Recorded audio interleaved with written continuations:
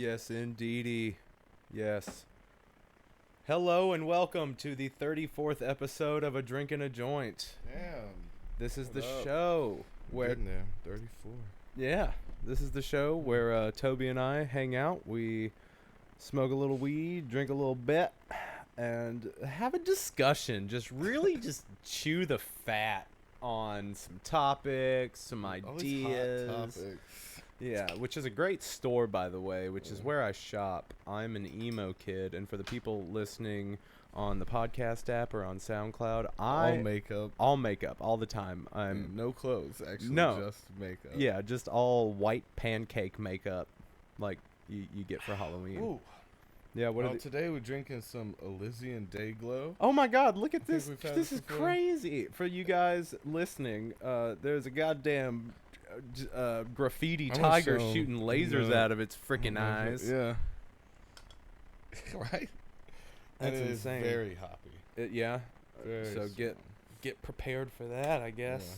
Yeah. And it's 7.4, so you know it's my shit. Oh my God. I can only have about a third Some of high one of graph. these. Yeah. It's really good. It's pretty good. It's Yeah. not too bad. Let's see what we got. Some fruity pebbles, dank vapes, not a sponsor. Yeah. But we'll take it. Yeah, I like their shit. They keep it consistent. Mm. Good for them. Also gonna roll a blunt of this strawberry banana kush here. Very good. So I'm gonna go ahead and get started. Why don't you open up Well, to these people and let them know what you're thinking? yeah. Well, so today's topic is scams, and I thought I would open it up with just a little tale about myself getting scammed. Yeah. It happens Because- to the best of us. Oh man, I and looking back on it, it was real dumb of me to even let it get as far as it did. Yeah. So I'm an actor. I do acting, and sometimes when you do acting, your email address and some of your information is out there. Yeah, you sign up for message boards and Yeah, there's just several different ways that a scammer could get a hold of Yeah. your of your email address. But these people got in touch with me and they were booking me for a fashion shoot. And Yeah. they had made all these lofty promises that they were going to pay me half of my half of my payment in advance, and then they were going to give me royalties, and it was going to be for this big company. yeah. And Was it for like a clothing line? or Yes. something? Okay. yeah, it was a clothing line. Not going to necessarily name any names here right But now, fuck but you. yeah, it was bullshit. And so there was some email correspondence, and then what they wanted me to, so they were gonna send me extra money to pay the outfitter for my outfits to rent them for the shoot. And so they sent me this check for like $6,000, I think. And it when I went to so I left work early one day to go to the bank and cash it. Yeah. And because I was just ignorant to the whole thing. I didn't realize up until that point, but there was some discrepancies with the way the check was made out and what the check looked like. Yeah, what So- was it? The account didn't exist or something? No, the like that? account existed. It was just, I'm sure it was a woman that had no idea that this check was written. Yeah. And so that's a pretty in-depth scam. So Yeah. they like find people's information, because that's the hardest part of the scamming, is actually going in and cashing out. Yeah. You know, even with credit card stuff, like it's just really hard to get actual cash, and so you need someone to go in and take the fall, Yeah. basically, for you. And that is a crazy way they get people. Yeah, people that just want to work, do some modeling or acting or Yeah. something. Yeah, send the money from this person's account that doesn't know it, and sometimes it might work. They might get a teller that doesn't ask too many questions, and Right. and it moves along. And then so that's what they do, is they get the $6,000 back. You cashed it for them, and then they contact. Do you think, or do you think that's like then they send you, maybe you get a cut. Right. Of It's it. basically me getting a cut, and then since I take the money, then I'm an accessory or an accomplice. Yeah. Well, you never be the guy going in the bank. Nah. But so it did not work out great. They kept I think we still have the check somewhere. Yeah. I think we kept the check. You So should. somewhere there's like a fake check of for like $6,000 at my house somewhere. But they got me, y'all. They totally got me. I was totally enthralled with the whole thing and thought it was gonna work out. And that's just the way this business works sometimes. Yeah. Sometimes you get a little screwed over. Have you ever been scammed? Me? Yeah. Now see, I've No, been the other person in the room. Are you talking to me? Who, me? Now see, I don't know how much I want to get into this, but I've been on the other end. Okay. I've been. I mean, you can tattle on yourself. I don't care. Yeah. No, I've been a scammer Oh. to a sense. I wouldn't call it scammer, but I don't know. Worked with a lot of people that fucking made their own credit cards and checks, and you get people to go in, cash out at Bitcoin places and banks, and Western Unions was a big one. Oh, yeah. You can write. You pay these. Y'all people, taking notes? Yeah, you pay these people to write mid-transaction, so it's like it looks like it's already been done. Yeah. So they basically hack in and write that it's been sent, that the money's been put in there and it hasn't. But that's always a risk. That's why you get somebody else to go in Yeah. and do it. You would get young girls because they'll seem innocent. If they get caught, they won't really fuck with them because they're like, Right. someone told me to do this. I didn't know. Can you point them out? Skirt. No. I don't remember. I'm just so nervous. I'm just so innocent. Would you look at me? I'm just so innocent. You look like a prostitute. Well, That too. that too. Gotta go to school, Gotta get that degree. But I mean, besides like maybe with drugs, Yeah. I've been scammed and scammed. It's all part of the So game, nothing baby. big though. I mean, like with your car, you kind of got scammed a A little little bit with the title. Mm-hmm. Yeah, I did get scammed because I don't think they ever had that title. I think they just made me pay on it Yeah. and then ran out on it, and then disappeared. They liquidated the company and moved. Yeah. So that's a pretty That's a scam. That's a scam. They Yeah. scammed you. They Well, I got the car. Yeah. but No, but you still had to. but You I basically still don't have a title. Right, and you're probably paying off a car that they got for free.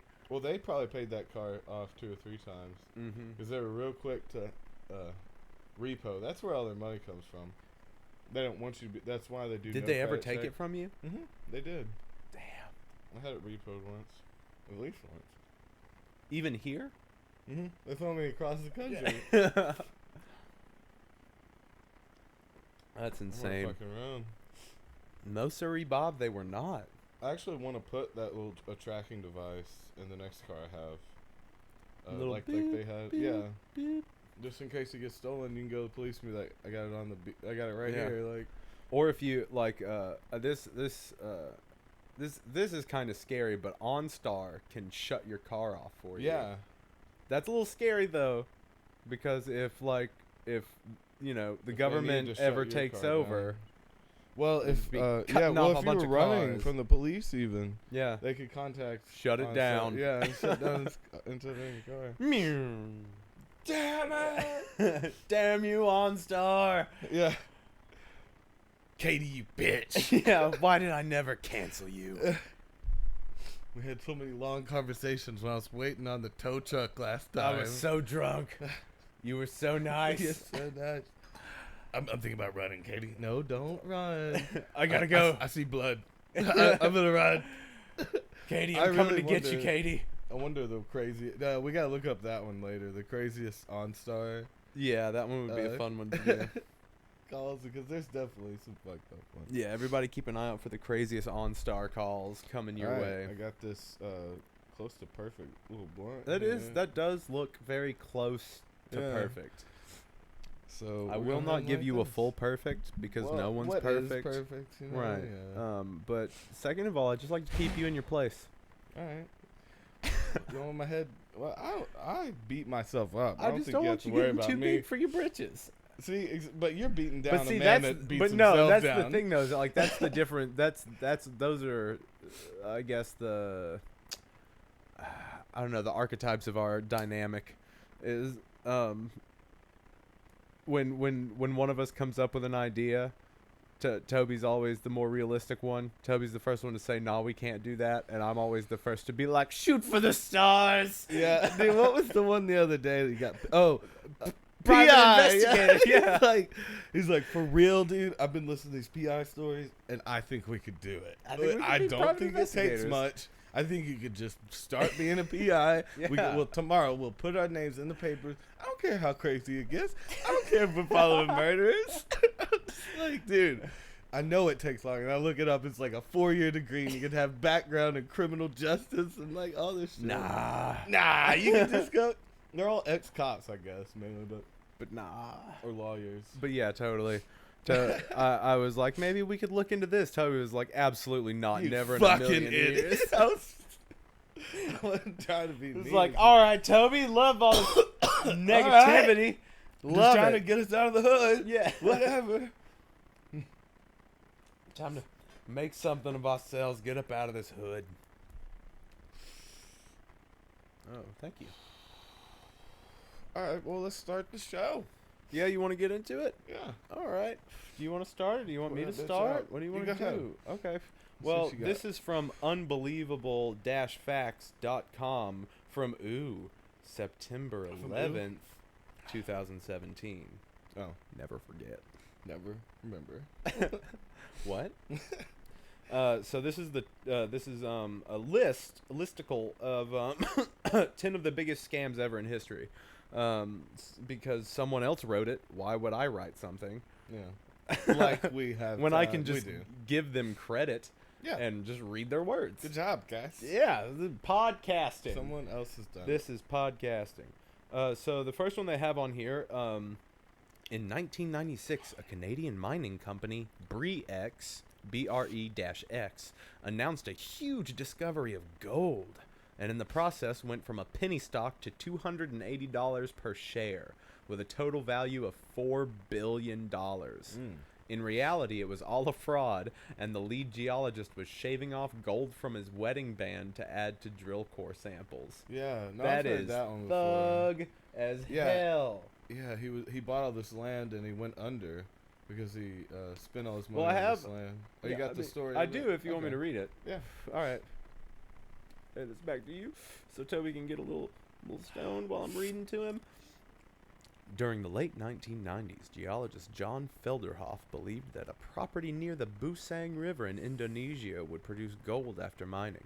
At his advice, David Walsh, the founder of BRE-X Minerals Ltd., bought the property. The project manager of the gold mining project was Filipino geologist Michael de Guzman. When de Guzman, I like that. De Guzman tested the initial samples, he didn't find any trace of gold, so he shaved off some gold from his Yes. wedding band, added it to the samples, and declared the first estimate of the total find to be about 62 metric tons. Yeah. Oh He my shaved God. it off in like a small sample. It was way too much. Yeah. I don't think he knew what he was doing. I think he did too much. He They're was, like, oh shit! By this, by the calculations of this, there's 62 metric tons of this Yeah. shit down there. I know. I know, Crazy, man. It's right? crazy. I did so good. I made such a good investment. Yeah, you It's know. like, there's pyramid blocks Yeah. of gold down there. Let's see here. The news of the presence of gold in BRE-X's property soon spread like wildfire. The company claimed that it was going to be the richest gold mine ever discovered. Mining investors rushed to invest, and the stock price of BRE-X started climbing, and it rose from pennies to $280 per share. Michael de Guzman kept on salting the samples. I like that term, salting the samples. Yeah. Peppered with lies. Salted with samples, peppered with lies. I like that. And that worked until 1997. So a full year, this guy got away with just like like selling stock on his land or in his company, his gold company, in the that gold exists? mining company, in the Yeah. mining company. So it went from like a few pennies per share to $280 per share. And for a year he was able to keep putting, like, how people would be like, your wedding ring's getting a little skinny. After a year of shaving off Oh, you bits think of he's your keeping doing it for Well, the samples? So what's he? I mean, do you? Well, He's I mean, I not guess showing now them he's got anything. money, so he can Yeah. go. He's just like pulling gold rings out of his pockets and just like melting them Yeah. down, tossing them in the dirt. Okay. I don't know. And they may have been running off of that first sample, and then that year was just selling the stock Right. from that first sample. It could be Right. that, and still, yeah, this guy. I think the real hustler here is the guy who sold the land to that guy, because he totally convinced him that there was gold on there, enough to spend like a life fortune on it. Yeah. You know, it doesn't say much about him, but he obviously was tipped off that there was gold there. and that Okay. was No. a No. No. big No. No. hustle. So what it was John Felderhoff, a guy. He believed that property had gold on it, and he convinced the guy from Briex to buy Yeah. it. Neither of those guys own are. the property. Well, neither of those guys are de Guzman, who's putting the gold in the dirt. Okay. So there's the owner of. So there's Felderhoff, John Felderhoff, and he has nothing to do with it anymore. He was just like, I think there's gold there. You should buy that. Yeah. And David from Briex was like, alright. And he's like, I'm gonna hire this dude de Guzman to mine to and be do there. And then de geologist Guzman right was here. like, Yeah, fuck this. there's gold there. So that's what It's happened. there now. Yeah, You look can't at say it. it's not there. Look at this little sample I got. So, but I would say the hustler. Yeah, if he had owned the land and convinced him. Yeah. That would've been So the they base probably of the paid scams. like almost nothing for that land. You know. But in 1997, the Indonesian government got involved, and from February 1977, let's see here. From February 1997, the evaluation of the site began. In March 1997, de Guzman committed suicide by jumping from a helicopter. Damn. Oh my God! Yeah, I have didn't to know I take was a gonna second read to that. soak that in. Holy shit! Suicide from he jumped out of a helicopter. Ah! He's like, show off. Yeah. That's some shit. I don't know. Oh yeah. my God! What? Briex and its This dude mind. was insane. First off. Oh like, my God! He knew he was gonna be. He had to be something. He knew he wanted more. But from that's life. just a month later, after the investigation started. It's just a Yeah. month that he was just like, oh, They're gonna find me. yeah. Oh my God. Briex and its mine's reputation started going downhill from then on. Obviously, your lead fucking excavator. Oh yeah, it looks sketch now. Oh yeah. What? Or did he? It said kill himself from a helicopter. Did he slit his throat and fall? Shoot himself and fall? Or No, did he just jump committed out? suicide by jumping from a Jumping helicopter. Okay. Now, who is gonna let him? Like, what? How Well, do got you? some money? I'll take you up unless you jump. But yeah, that's not my insane. fault. On You March signed a waiver. On March 26, 1997, an American firm announced that its core sample collected from the Busang contains a negligible amount of gold. As a result, the Indonesian government postponed signing the mining deal with Briex. Stock prices began to fall and thousands of investors lost billions. TSE and NASDAQ suspended trading of Briex stock, and it went bankrupt November 5th, 1997. So within 2 years, they rose to $4 billion in stocks to less than nothing Yeah. with bankruptcy. It all happened so fast. All right, we got That oh one was fuck. cool. Do you have one you want to pop off now? Yeah, in just a second. Okay. Well, ahead and padding do- for time. Go ahead and do your next one. All right. Enron. Oh yeah, I remember Enron. Fucking Enron. Okay, so founded in 1985, the Enron Corporation claimed revenues of nearly $101 billion during 2000 and employed approximately 20,000 staff. But the real value of the company was exposed at the end of 2001, after which the company was declared bankrupt. Enron was responsible for wiping out over $78 billion in stock market value. Yeah, was that a scam? I thought he was like, was it just a money laundering scheme? Well, I don't remember. Let's I was really find young. out. The American company Enron came into focus after 1996 when it began reportedly a steady increase in its sales each succeeding year. Oh, okay. So they were saying that like, oh yeah, we're selling so much. Yeah. We are selling so much. Cooking the books. Oh yes. Just off the books. Yeah. Yeah. So from 1996 to 2000, the sales of Enron was reported to increase from 13.3 billion to a staggering 100.8 billion. It was declared as America's most innovative company by Fortune magazine for 6 consecutive years. Damn, no one looked into this. Right? What the fuck? My God. Like, what do you sell? Don't worry about it. What are you talking about? We're Enron, We're baby. doing so good. We are rocking and rolling. Just stop jockeying my steez, partner. I really like that. Yeah, it's a good saying. one. But at the end of 2001, the actual financial condition of Enron was revealed. The report stated its accounting fraud, also known as the Enron scandal, and the company filed for bankruptcy in 2001. Yeah. I do remember when it happened. Like, I was a kid. And I remember everyone was like, this piece of shit company. Right? Okay, but the Enron scandal revealed the loopholes in accounting rules in America. The company used to book revenue from huge energy derivative contracts at their gross value instead of their net value. Basically, Enron served as a middleman on deals. It would put together a seller with a prospective buyer and take delivery of the contract. Then it would book the entire sale as its own revenue. This was made possible. Shit. Yeah. This was made possible due to a loophole in the procedures approved by the Financial Accounting Standards Board, the FASB.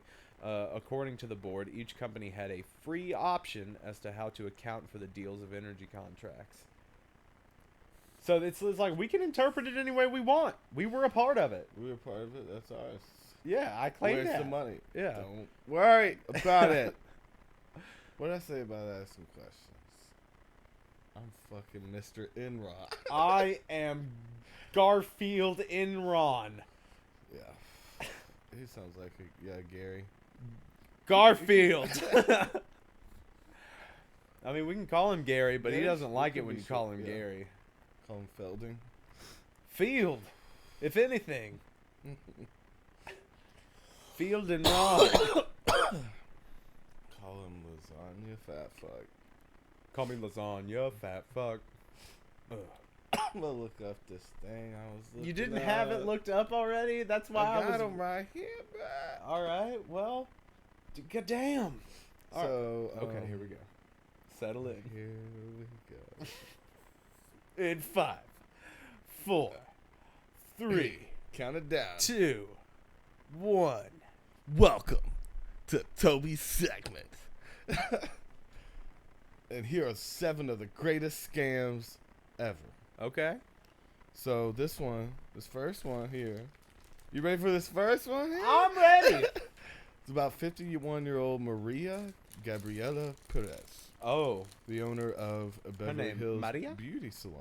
okay. She was arrested by federal authorities this week for allegedly stealing credit card information from, guess who?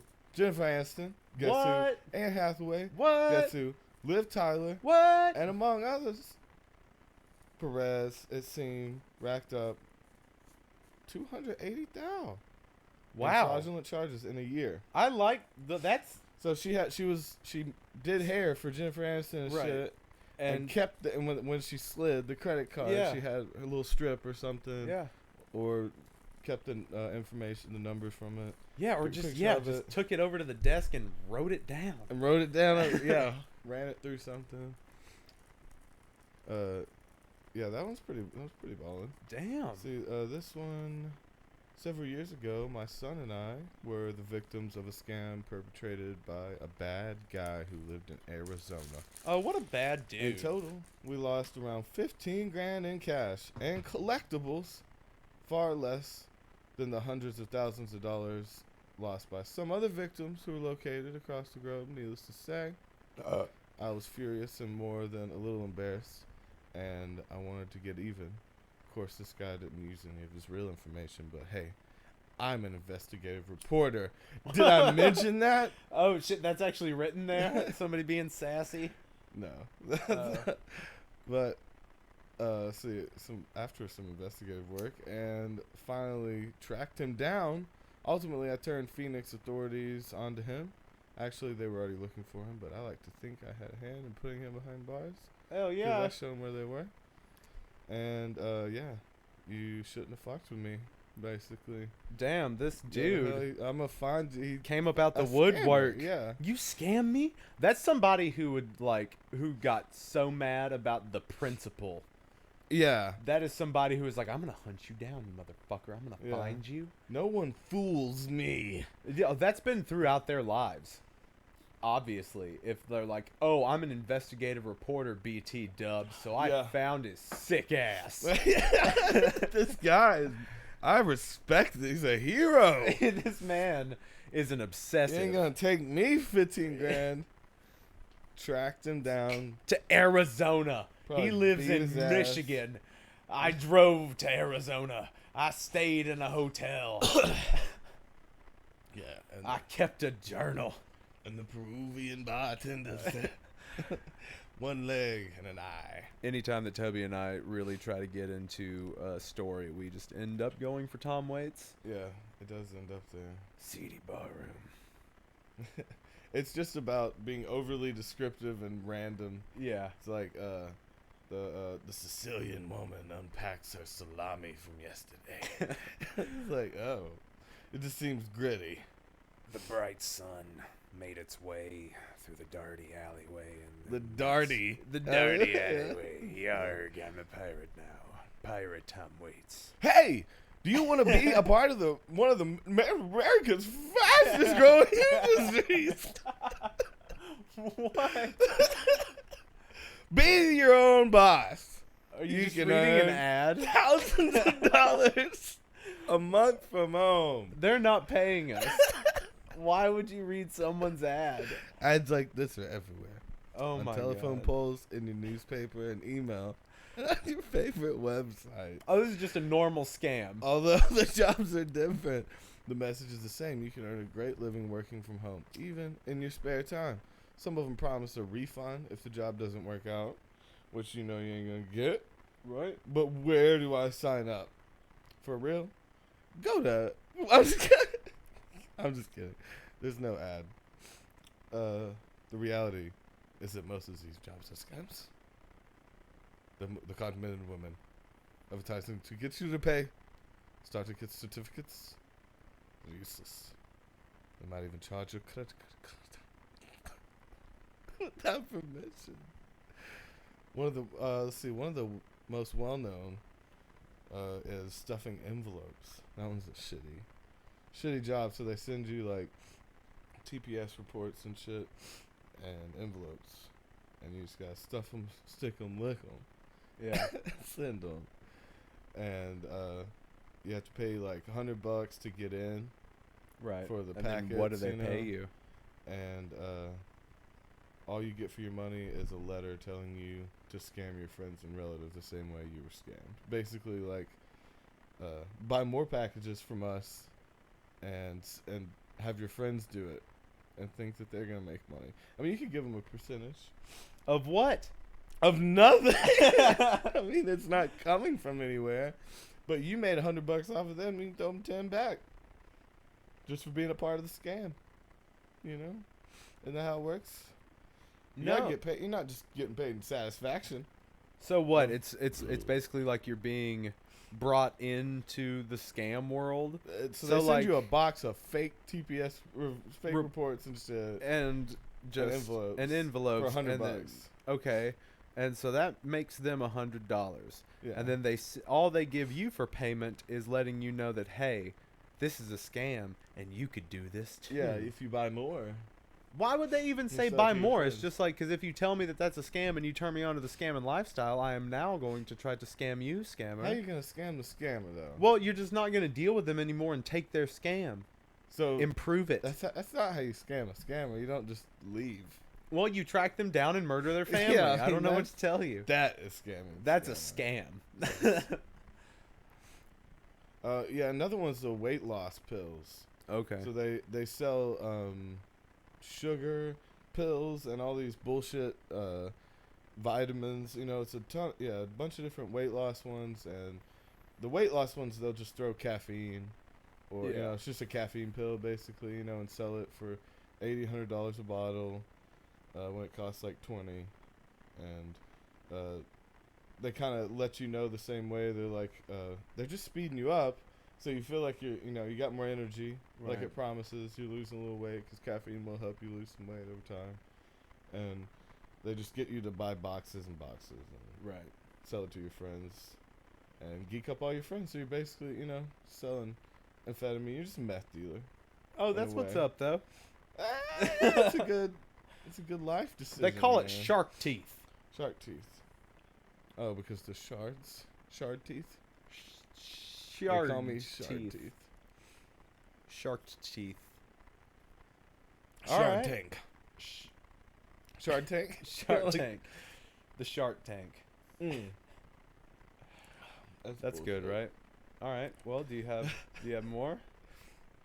Oh, I got some classics. All right. We have the Nigerian scam, which everyone knows about, where someone claims to be a Nigerian official, business person, surviving spouse. Why are you running? Former government official. And basically, yeah, they say that they're going to put a bunch of money. They need a small fee to get their money transferred out of a hedge fund or something like that. Right. And so you send them a small fee, and they say, "Thanks, you fuck." Yeah, and that's it.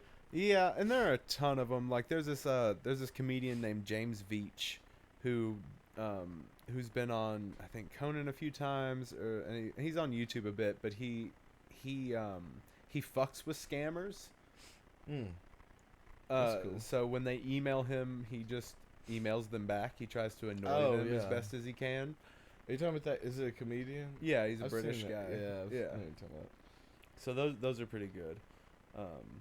Yeah, see, this one's more in depth, like sending them really official looking documents and making them send back a letterhead with your bank account numbers and all your information and stuff like that, so they can transfer the money. Yeah. That's a little more in depth, because then they could, they're not just making the quick buck, Then they can take out life insurance policies in your name, and they can take out loans, huge loans, and make credit cards and use them, and Why they aren't we can doing make that, Toby? Social Security Why aren't we just scamming people? cards, and just really to open up accounts and things like that, Right.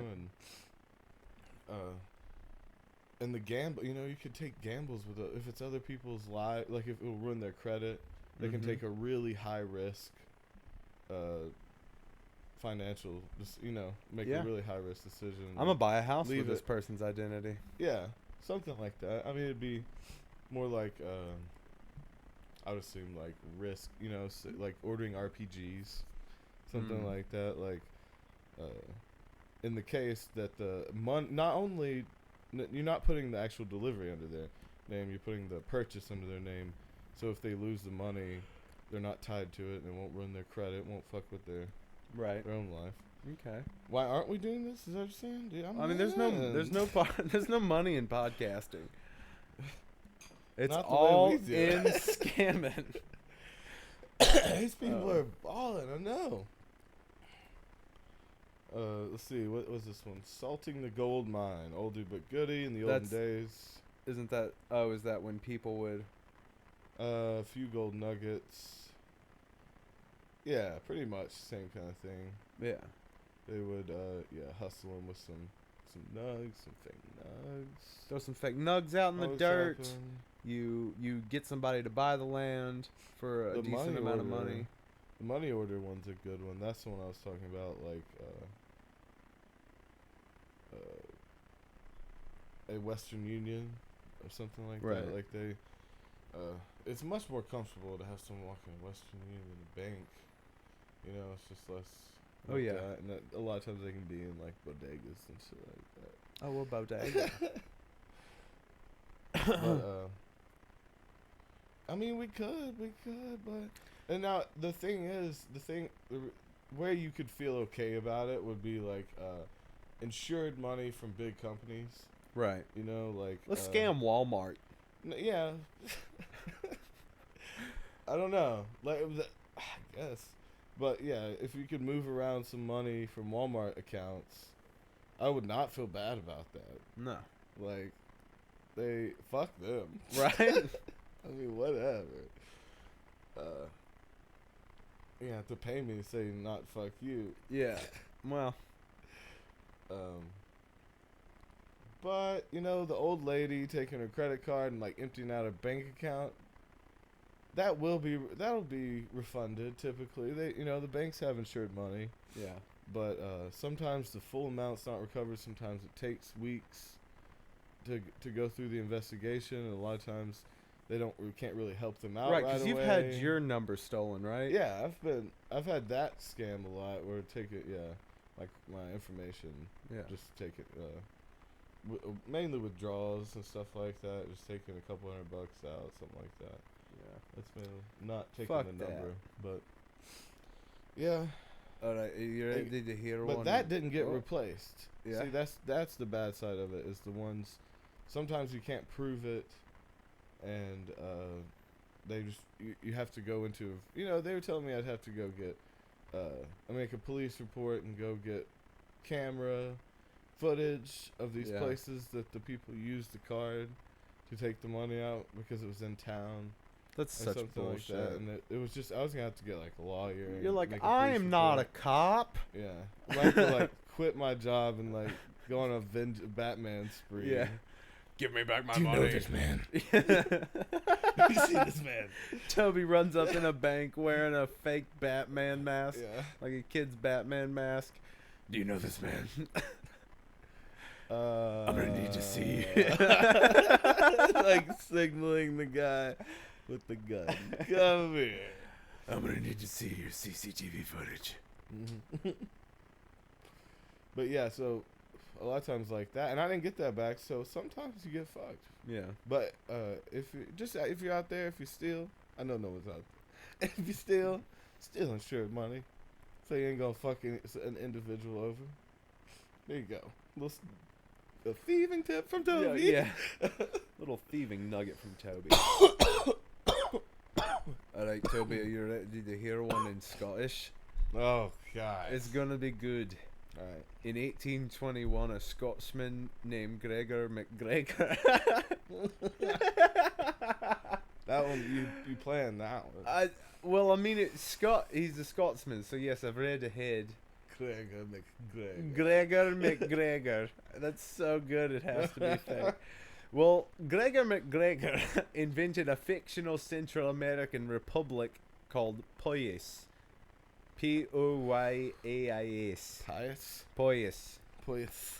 Oh, and convinced hundreds of people in his home country of Scotland to invest in the non-existent country. You do like a Mike Myers Scottish. Oh, no, I it's don't. like you're doing him doing Scottish. I'm trying to do a James McAvoy. Yeah, That's what I'm trying to do. I'm hearing. But you're hearing a fat bastard. No, fat bastard's kind of down here. It's a little more guttural, but just him in general. Anytime he does a Scottish accent. Well, I mean, all right. Like Shrek. It's more like a Shrek than a fat bastard. I'm really trying to do a James McAvoy, but all right. If you're hearing Shrek, I like Shrek. You're hearing Shrek. All right, donkey. I don't know. Yeah. What? Let's see. He convinced hundreds of people in his home country of Scotland to invest in the non-existent country, and even oversaw the deployment of a ship of 250 people, hoping to start a new life in Poyas. That's crazy shit. When their ship arrived, they found nothing but undeveloped, inhospitable jungle. So, What's that mean? So this man, he raised a bunch of money for this country to be developed in Central America, this Poyas. And what happened is he just took the money Bastard. and then he waved goodbye to And left. a ship. No, a ship of 250 people going to Poyas to live. Oh, bye, yeah. Like from it- Scotland to Central America. And it didn't exist? It did not exist. When they got there, it was just jungle. That's like the Fire Festival, dude. It's like the OG Fire Festival. Mm-hmm. Should totally go to this island. Sweet. And that's insane. So, Gregor McGregor was born in 1786 at Glengyle in Glengale, Glengale. Scotland. He carved out a place for himself in history by pulling off one of the biggest frauds of the early 19th century, gaining over 200,000 euro in the process. In the early 1820s, McGregor invented an entirely fictional country and named it Poyas. He claimed it was located near the Black River in what is now present-day Honduras. McGregor claimed that Poyas covered 8 million acres, and he was the prince of this land. He also claimed that the land was rich in natural resources, but required manpower to turn it into a developed country. McGregor began an aggressive campaign to make people believe in his fictional country. He printed advertisements and leaflets and gave interviews in national newspapers. He even had Poyas-related ballads composed and sung. It's crazy, right? I like that. So he's like, this place is real. It's so real. Keep giving me money. Look, they have all this music you haven't heard. Right? It's crazy. All these tapestries. Look at all that shit. They do tie-dye, bitch. They're so cool. They got girl on girl everywhere. In mid-1822, a 355-page Poyas guidebook was being sold in London and Edinburgh, which contained... See, that's the hustle right there. Yeah. Like, just selling the guidebook to it. At that point, I mean, you could just sell a guidebook to a real place. But whatever. Because it'd be more useful. It contained elaborate maps and details about this fictional country. The official-looking book convinced many people, and they started buying Poyasian land certificates. Yeah. Poyasian. This guy's like L. Ron Hubbard. Think How- about that one. How so? How is he like L. Ron Hubbard? Because he like describes this, like these creatures and this other planet. Like a science and- fiction writer. Yeah, basically, he like made maps. Okay, shit so like also like J.R.R. Tolkien, more relatable. No, but they're not hustling anyone. You know, L. Ron Hubbard was hustling. With the cult thing? Yeah, what the fuck else? Yeah, he made up this story with this magical place and these magical beings, and like Right, sold a okay. map to it. Yeah. Basically, you know. So let's see. By early 1823, about 500 people had bought Polyasian land. Wow. He sold all the land. No one's been there yet. Hey, has anyone else ever been here? Just him, huh? Yeah. Just you, huh? You don't think they get together and beat his ass? Oh, well, we'll see. After that, McGregor began making arrangements to send interested people to Poyas. On the 10th of September, 1822... They die. I mean, we'll see. On the 10th of September 1822, a vessel with 70 immigrants on board sailed towards the non-existent country. Later, on the 22nd of January 1823, another vessel sailed with almost 200 immigrants on board. Upon reaching the land, which they believed to be Poyas, the immigrants realized they had been duped. The few travelers were able to return, and most of them died due to diseases like yellow fever and malaria. So he almost got away with it. So if everyone that had bought land had sailed over there and died, he would have been fine. I was going to say, his bet was probably like 3 out of every 10 ships don't make it. That's really far away. That's going to take weeks. Most of them are going to die of malaria, and they got diseases.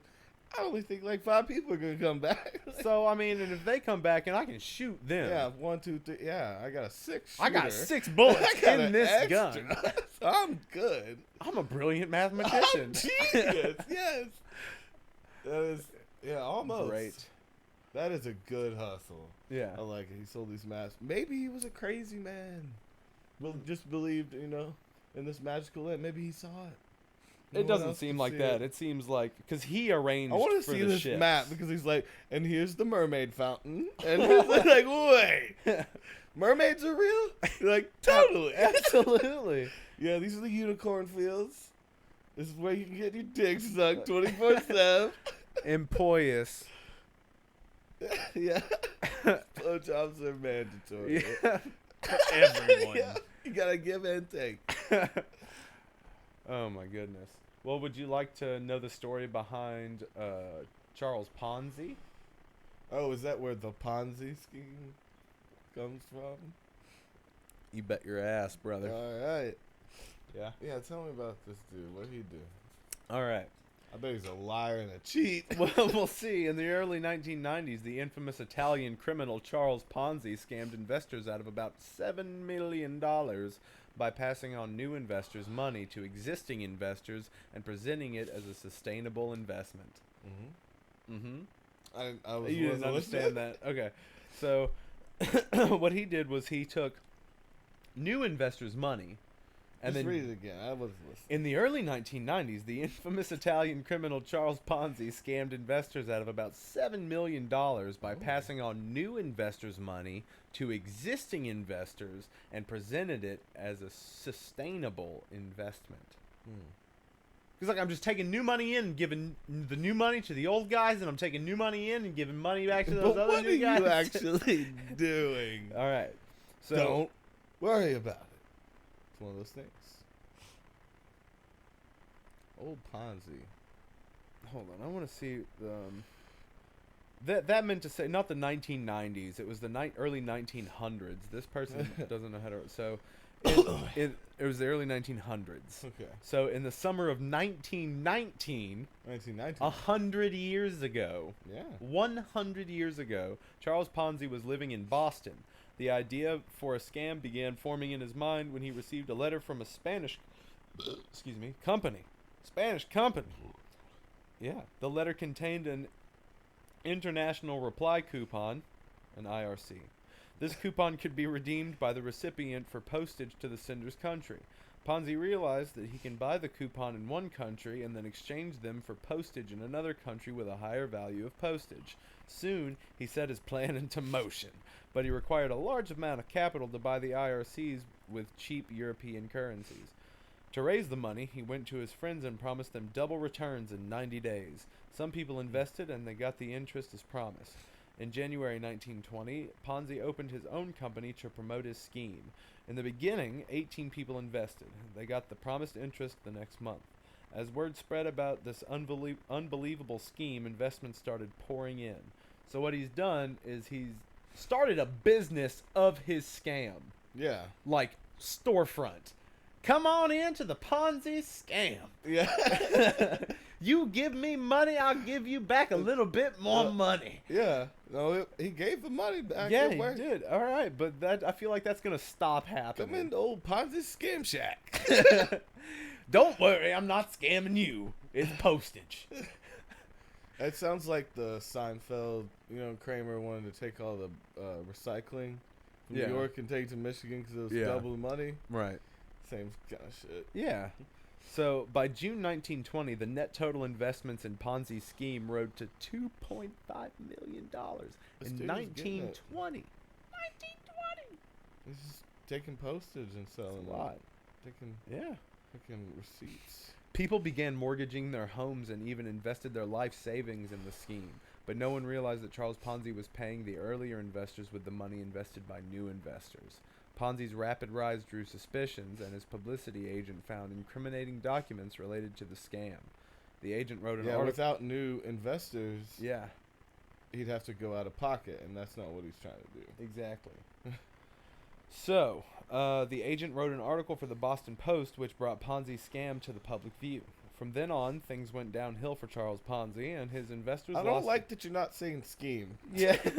Well, I did say at the beginning of this paragraph, by June 1920, the net total investment in Ponzi's scheme. Okay, you gave it to me. Yeah, I gave it to you. So here we are. The investors lost about $20 million. In November 1920, Ponzi was sentenced to 5 years in prison. All he got was 5 years. 5 years, yeah, that ain't bad. Well, what he was doing was like kind of legit.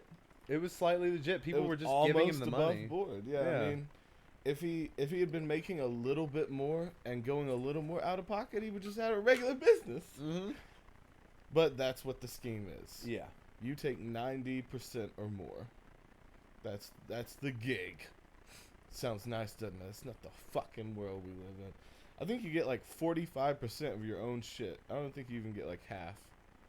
Like, think about if, like, say your own song, like all the people that you're gonna have to allow pieces of with musicians, Mhm. collaborators, agents, labels, stuff like that. You making 30 cents a song, dog. It's like it's less than half, I think, Right. of the money that you get, and it's funny because that's the most original. That's actually yours. Like, it's not a Right. scam. Yeah. You And you're getting getting scammed. Yeah, there's dupies and dupers. You know, which What are are you? That's right. So, do you have one or? I got I want to read this one. All right. Saki it to I me, got Toby. one. It's about a psychic. All right, I'm So- down for this. That was the original plan for today. Was gonna be psychic Psychic scams, scams, but we didn't think you guys could fucking handle it. Whoa, I couldn't find that many. Like big ones, and plus it's like, isn't every psychic just a little bit? I mean, you never know. I mean, they may be more in tune, but they're not getting paid. I mean, to keep someone coming year round, you gotta lie a little bit, even if you are in tune with that stuff. I mean, you could tell if you really know and you that in tune. You can tell them right up front. Right. One sesh, and they're You're gonna done. die. Yeah, bye. You know, and then I you'd be knew done. But that, you gotta but keep them thanks. coming back. Gotta keep the lights on to see the crystal ball. Yeah. But so psychic Zoe, we're already off to a bad start. Oh god. I think I would have changed it a little bit. Or Zoe, might be Zoe. Yeah, okay. Well, what's Psychic the Zoe. spelling? Z-O-E? Yeah, It's Zoe. could be. Okay. I don't know. The psychic Zoe. Zoe, dude, that's more magical sounding though. I guess so. Stupid. It's not had a very good week. On May 9th, the fortune teller whose real Of name what year? is Ann Thompson. This was in 18, so last year. Okay. Ann Thompson arrested in New York Police Department on suspicion of defrauding clients out of over 800,000, Oh god. almost $1 million. You think she might have a premonition? Ha ha ha! It's a joke. You think she might have a premonition the police would be knocking on her door? Oh, okay. The police were notified of Thompson after 2 of her victims contacted private investigator Bob Nygaard. See, we could be better investigators Nygaard. than Bob Nygaard. Yeah, he specializes in psychic scams. See, we don't need to go to school for that shit. We can just. That's fake as fuck. Yeah. That's a fake degree. That's the degree in aliens Yeah. from DeVry, man. We can be defrauding private investigators. Let's see, both victims who want to remain anonymous because I guess they're getting some weird ass psychic help. One was a mother in her late 40s from Canada who was defrauded of at least $740,000. So most of Oh it. my god. You got most of it from her. Second victim, a professional man in his 30s from the Midwest who met Thompson on a business trip in Manhattan and was Oh. scammed out of $72,000. So But what's that's exactly where the rest of it came from. a psychic scam, you might ask? Surely any trip to a psychic involves a large leap of faith and no guarantees. That's certainly true. It is difficult to take a fortune teller to court because the tall, dark, handsome stranger you were told was definitely in your future never materialized. You can, however, charge a psychic for grand theft or larceny when they've taken a large fortune from someone via deception or false promises. This is our boy Bob Nygaard. That's your PI right there. Oh man, fedora He's and an ex-guy. everything. Yeah. No, he's going all in on the Dick Tracy shit. Yeah. Good for you, Bob. So Thompson's Canadian victim, for example, initially went to the psychic because she was having relationship problems.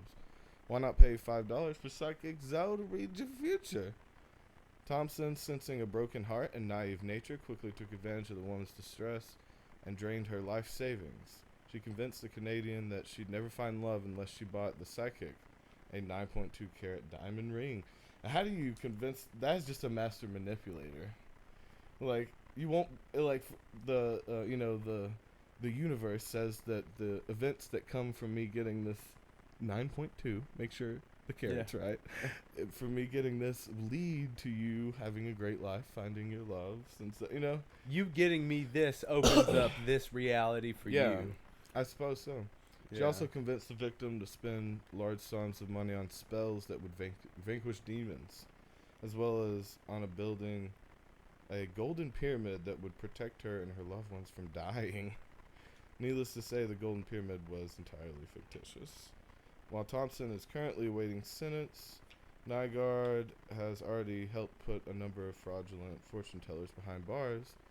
By his count, he has helped successfully prosecute 30 psychics and recover more than $3.5 million for his clients to date. Damn. This dude is popping psychics. Oh yeah. That's his thing. He's like, I get off on it. These fucking lie. Yeah, I bet he doesn't believe in that shit though. Right. Like He's he got probably into just it 'cause, showing up like, and he's just like, all right, how God doesn't like this. Yeah. He's definitely religious. I just like going out and busting these witches. devil worshippers. He's a witch hunter. Yeah. He's a modern day witch hunter. So I've got one here. Nigerian scammer Emmanuel Nwude once sold a fake airport to a major international bank for $242 million, and the scam wasn't discovered for 3 years.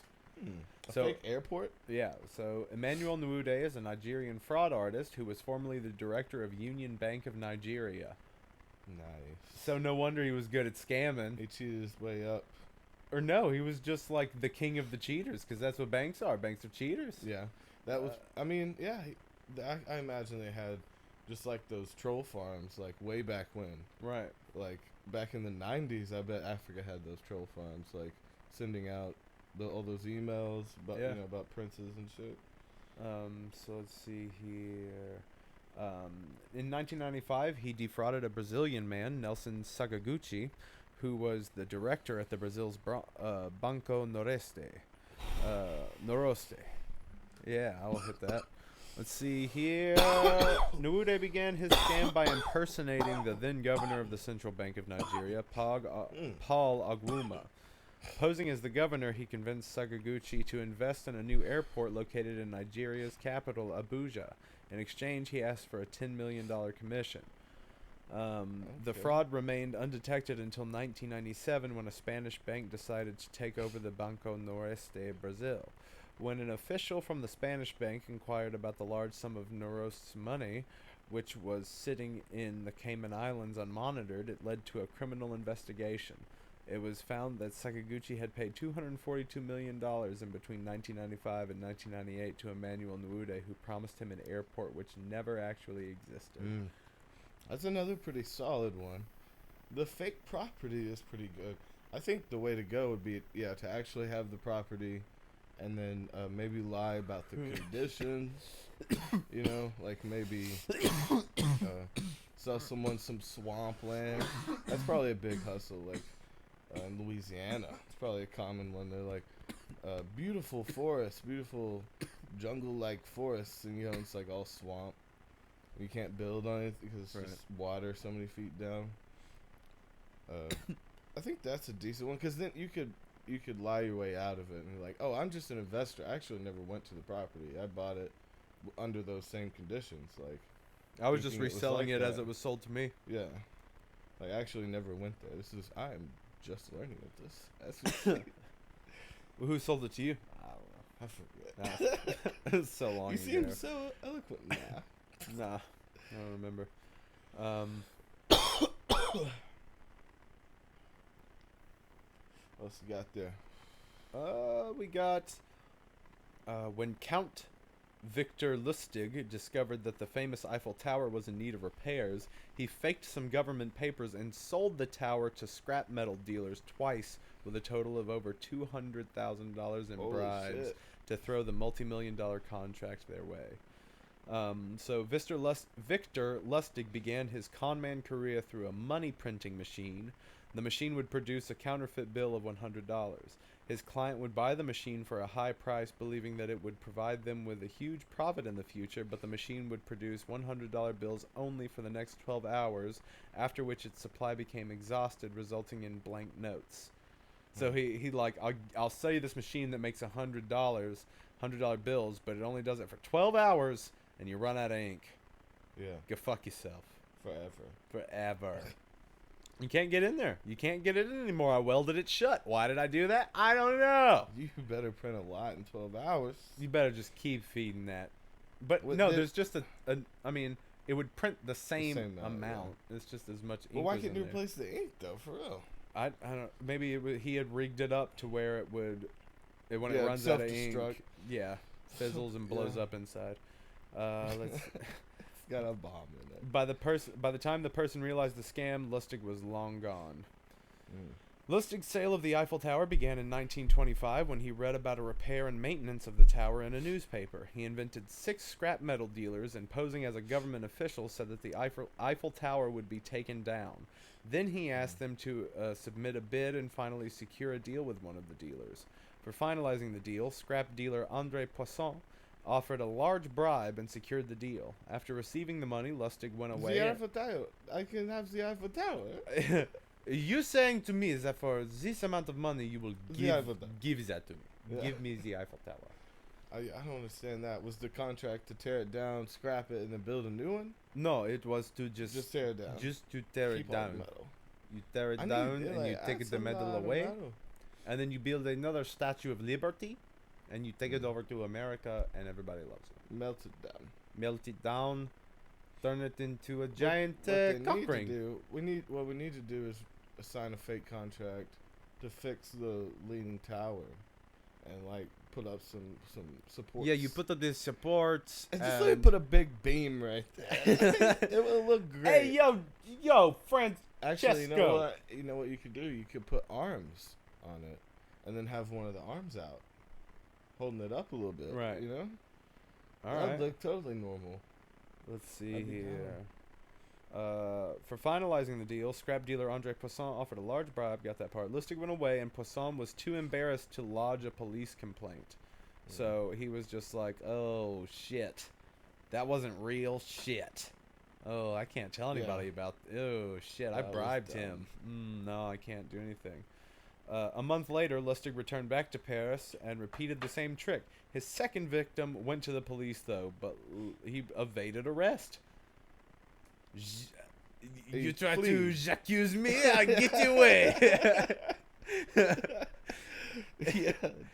You accuse me of disappearing in the night like a demon in a wind. I think he did. I think he fled the scene.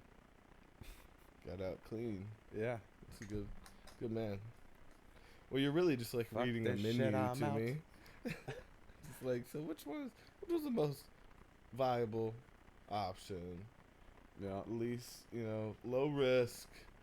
Insurance frauds are pretty high risk, like Yeah. credit cards, medium. When you go low risk, like I like our property scam, really. I A like, property scam? You dig a Yeah, property scam? because I mean that could be played off, Yeah. We could build a house. We could do the Arrested Development thing and build like model houses. Okay, and sell them as real houses? Yeah. But they'll work. They'll work for like 12 hours. Yeah, okay, yeah. We keep the 12-hour Yeah. from Lustig. Homage, yeah. And they work for a little bit, but eventually pipes are gonna bust and everything's gonna leak and it's gonna fall apart. But we'll be in Oh New yeah, Mexico, or everything's held New together Mexico. with the cheapest, like Yeah. the water lines are actually just like fucking water noodles. Whoa. All the pipes in the house, That'd be, water noodles. I feel like more expensive somehow. just water noodles And duct it might taped work. together. Yeah, that might work. Shit. They can hold some pressure.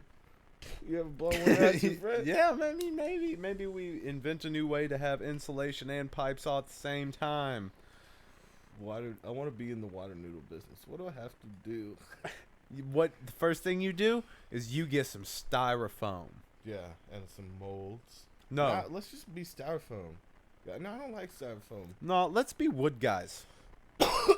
No, I don't like killing trees. Let's be dirt guys. Dirt guys?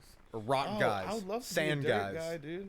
We selling some like a mushroom compost with like all your amendments in it and shit. Yeah. I can fucking get your shit looking good, no matter what you growing. What We you can growing? You growing yeah. beans? You growing carrots? You growing cabbage? Opium. You Whatever. whatever This is you my want. famous opium mushroom compost here. I'd grow tomatoes in it. Yeah, wink Triple wink. vigorously. Vigorous pleasure. Yeah, dude. Yeah, well, this was a good one. This was the time we spent somewhere doing something at least.